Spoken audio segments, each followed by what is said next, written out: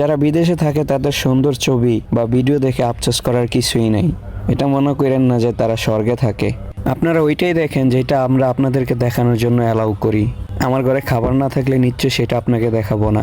সারাদিন কাজ করার পর ক্ষুধা পেটে যখন বাসায় আসি, কোনো খাবার থাকে না, রান্না করার পর 2 ঘন্টা অপেক্ষা করতে হয় খাবারের জন্য।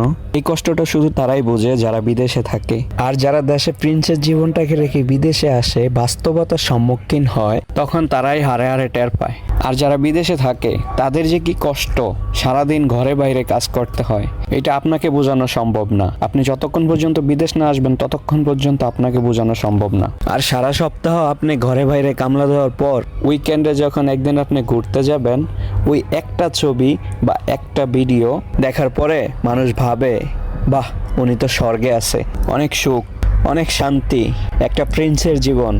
আসেন না ভাই, একবার আসেন বিদেশ, আসলেই বুঝবেন দুনিয়া তো